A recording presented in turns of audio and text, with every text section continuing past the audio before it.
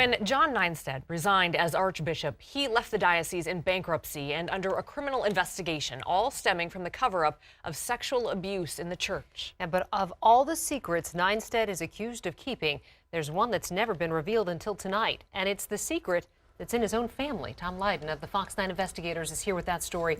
And Tom, this one goes back many years. You know, it goes back a lot of years, that's true, but it foreshadows so much of the church abuse sex scandal that would play out and really is still playing out. More than 40 years ago, a young priest, John Nienstedt, knew of an allegation involving one of his friends, another priest. And the victim was a member of Nienstedt's own family. What Nienstedt did, and more importantly, what he didn't do, fits a pattern that would play out for decades to come. Sunrise along the shores of Lake Huron. This serene setting is where former Archbishop John Nienstedt spends his days now, far from the controversies he left behind. It's where we found him out for his brisk morning walk. Good morning, Father. Good morning. How you doing? Tom Lyden from Channel 9 in Minneapolis. We've come to ask him not just about the secrets of the church. I'm wondering why you didn't do more back in 1973. But the secret that lingers in his own family. Please turn that off. No. Well, I'm going to be back. Okay, we'll go with you. The Fox 9 investigators have come here to Detroit, where John Nienstedt was born and raised, where he spent much of his career climbing the church hierarchy. We are here to talk to a clergy abuse survivor, a man the former Archbishop knows well, because he's a member of his family. Oh my God, he was the Pope. He was the Pope. Yeah. I mean, they looked up to him like, there's no tomorrow. Mike Hinsky's from a family of devout Catholics. His mother, a former Dominican nun, is John Nienstedt's cousin. In 1974, Nienstedt had just been ordained as a priest at a nearby parish outside Detroit and became a frequent guest for Sunday dinners and spent Christmas with the family. He was very close to my parents, and he would bring over other priests, and my parents would entertain them, take them to dinner, and buy them clothes. They were very generous with the priests. I think my parents were that old belief that that was their gateway to heaven. One of those priests Nienstedt brought over was a friend from college, Father Samuel Ritchie, who showed an enthusiastic interest in Mike, who was only 16 at the time. On one particular night, Father Ritchie asked Mike to give him a ride to a Catholic retreat, inviting Mike back to his room and turning off the lights. He said to me, I like you, Mike. And I said, I like you too, Sam, you're a nice guy. He says, no, I love you. And then he starts to undo my shirt. And I remember a couple times saying, I'm not comfortable. I'm not comfortable with this. I have a girlfriend. And when he got to my pants, and I said, I don't want to do this. He did molest me, beyond the shadow of a doubt. On the drive home, Hinsky says Father Ritchie made what sounded to him like a stunning admission. Mike wasn't the only one. I said to him, how many other kids do you do this with? Are there? And his exact words to me, I'll never forget it, because it stuck with me, is I have several special friends that come from my parish. And when he said that to me, I knew that he was kids. It was kids that he was, abusing. Hinsky says that night he told his parents Father Ritchie molested him and told his sister Mary Beth a few days later. His mother said she tried to tell Nienstedt, who was in Rome at the time, but the two didn't discuss it until Nienstedt returned home to Michigan. Mike never spoke to Nienstedt directly about what happened, but says he suddenly felt invisible. He never once even said, Mike, can I talk to you? Would you mind if I talk to you? He never came near me. I was like the plague to him. He never came near me. The next year, Father Samuel Ritchie moved to Columbus, Ohio, where he taught at several Catholic schools until his past finally caught up with him. The Diocese of Columbus tells the Fox 9 investigators in 2005 it received a credible allegation of abuse against Father Ritchie from 1977, 3 years after Hinsky says he was molested. The case was too old to prosecute. Same for a second allegation from 1978, a third from 1975. All involved groping or molesting teenage boys. Ritchie was removed from the priesthood 6 years ago, his teaching certificate revoked. Hinsky believes all that could have been avoided if Nienstedt had simply listened to him. I specifically begged my parents to let me talk to him because I had to tell them about those several special kids. There's this letter that you wrote to Mike back in 2007. 9 years ago, shortly after he became Archbishop, Nienstedt wrote this letter to Hinsky on official letterhead marked personal. Nienstedt writes he had lunch with Mike's mother while on vacation in Michigan, and she indicated to me that you are angry with me over my lack of response to the situation that you faced with Sam Ritchie some years ago. Nienstedt says Mike's anger is misplaced and writes, in point of fact, you never came to me to seek my assistance.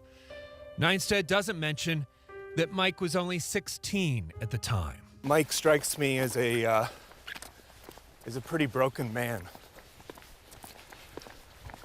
I'm wondering why you didn't do more back in 1973. Well, I don't like having this conversation while I'm doing my exercise. Okay. I was in Rome at the time and only learned about it secondhand, so I've actually never discussed this with Michael. In the letter, Nienstedt says he only learned what happened from Mike's mother and sister Mary Beth. I assumed from their remarks that you did not want to pursue any legal or ecclesial recourse. Was I supposed to go to the church authorities against your will? I didn't think that appropriate. How would he know if I wanted what I wanted to do? He never talked to me. He never came up to me and said, what happened? What do you want me to do about this? I told him what I wanted him to do. Get that man away from the kids. Why didn't you alert the authorities? Why didn't you tell them, listen, there's an allegation that Father Ritchie molested my cousin? Well, number one, I wasn't told that he had been molested him, so there wasn't an allegation. Well, then what did you approach Father Ritchie about? I asked him if he had propositioned, which is a different thing. Well, he groped him. No, that's not what I was told. What exactly Nienstedt was told, we'll never know. Mike's mother, the former nun, died 6 years ago. But Mike's sister, Mary Beth, who was with her brother for our interview, says Mike's story hasn't changed in 43 years and says she never told Nienstedt Mike didn't want to talk about it. In fact, what's striking about Nienstedt's letter is how vague it is, never mentioning the proposition of a 16-year-old by a celibate priest, only describing what happened as a situation, an incident, or a case of he said, she said. Nienstedt writes they did confront Father Ritchie all those years ago. He led me to believe you had completely misconstrued his words and had sensationalized them. At the time, I had no indication that Sam had such proclivities. Mike Hinsky claims that you sexually molested him. And that's a story Sam Ritchie's sticking with when I reached him in Ohio. Okay, just to be clear, because it's important, you said you put your hand on his back, but you never touched his lap or his genitals or anything like that. So in your opinion, this was all a misunderstanding? You think so? Ritchie confirms Nienstedt talked to him in 1973, but said Nienstedt didn't treat it like a big issue. Why didn't you alert anyone else about this? Why'd you just take Father Ritchie at his word? And by the way, why didn't you talk to Mike about it? Why didn't you say, hey, Mike, what happened with Father Ritchie? I didn't see Michael at the time. Why do you think John Nienstedt didn't do more? I think John was just strictly interested in his career. John wanted to go up the ladder. When Nienstedt returned from Rome, he became secretary to Cardinal John Lyden.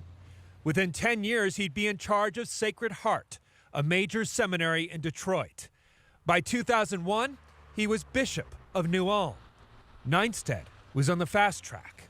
I did what I thought I needed to do at the time, and that's all. You did what you needed to do at the time. What does that mean, Father? What does that mean you did what you needed to do at the time? I tried to talk to my family about the situation and to get to the truth of the matter. The question is, what did Nienstedt know? and how hard did he try to find the truth? The same questions that would plague him 4 decades later and lead to his resignation as Archbishop. A kind of blind faith that now echoes through criminal charges and more than 400 civil claims of sex abuse against the Archdiocese, including the case of Father Curtis Waymeyer, who cruised parks and bookstores for sex and was treated for sex addiction.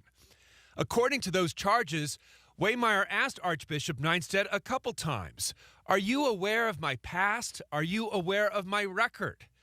Prosecutors say the Archbishop brushed it off and said, "I don't have to look into that stuff." Waymeyer is now in prison after he went on to sexually abuse 2 boys. We can talk about this some other time. Well, when would you like to talk about it? You can talk to my lawyer.